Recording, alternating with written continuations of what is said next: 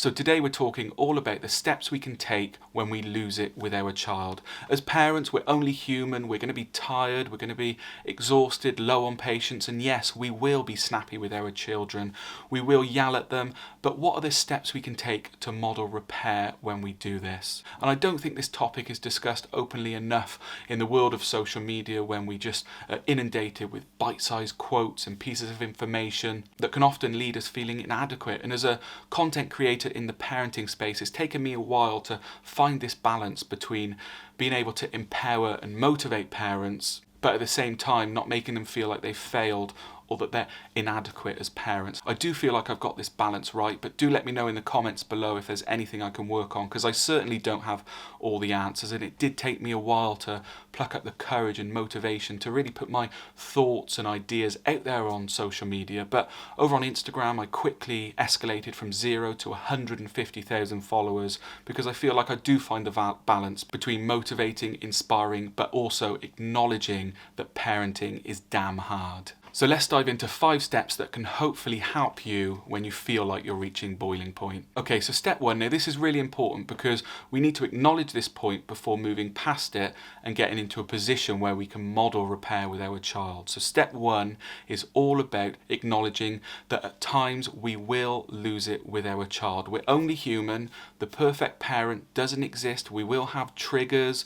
We will be low on patience. We will be tired, exhausted, and sometimes we will snap, we will be reactive, and we will yell at our child. So number 2, and that's using these moments as opportunities to teach our child. Yes, at times we will snap and we will yell, but if we're feeling guilty or remorse about an interaction we've had with our child, then we just simply use them as opportunities to hold our hands up, to say sorry, and to let them know that we're only human. Yes, we make mistakes, but we're accountable for those mistakes. So number 3, and that's owning our actions. Now, it's quite surprising the number of parents that actually struggle with this. I've had some interesting conversations via DM over on Instagram with parents that really struggle with their partner, who just will refuse to just put their hands up and acknowledge that they've got it wrong if they're yelling or maybe even slamming doors around their child. We need to appreciate that our children are always watching us. So yes, we need to hold space to get it wrong some of the time. We need to acknowledge that it's okay to snap, we're only human, but what do we do when we do this? And before we can do anything, before we can model repair and say sorry, we need to acknowledge that we will get it wrong some of the time, but we need to be able to own our actions, because if we can't, then we can't move forward. So once we've moved through steps 1 to 3, we're in a position for number 4, and that's to apologize. Now, this is really important for our children. They need to see us owning our actions, and they need to see us apologizing for our actions. And this is a really important life lesson, a vitally important life lesson for our children, because above all, they see us taking responsibility for our actions. So if we want to use this as a teaching moment, instead of simply saying I'm sorry,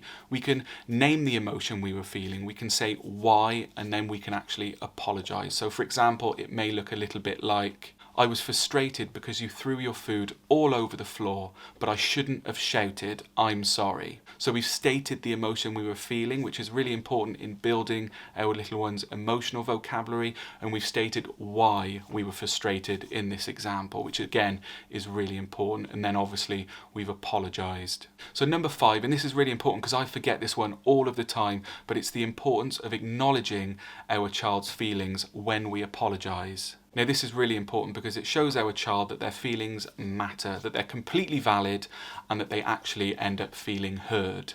So if we throw back to the example I gave in the last point, we can actually extend on this and acknowledge our child's feelings in the apology. So as we mentioned before, we could say something like, I felt very frustrated that you threw your food all over the floor, but I shouldn't have expressed my anger by shouting. I'm sorry I shouted. Then we can actually extend this by acknowledging their feelings by saying something a little bit like, I'm sure I upset you. I'm sorry. I will work harder at talking calmly. Now, this is far easier said than done, and I'm going to be watching this video back many times because it's really, really important that we do hold our hands up and that we are accountable when we get it wrong. And the fact is, we are going to get it wrong, maybe daily, but it's really important that our little ones see us owning our actions, accountable for our actions, and modelling repair. Because if we don't, then no one else is going to teach them, and that's really important. But just give yourselves that space that we are going to stumble along our parenting journey. We're only human, but utilise these moments as opportunities to teach your little one. And that's it. I really hope you enjoyed this video. Do leave me a comment, do like and subscribe if you're enjoying these videos, and I'll be back next week with another parenting video.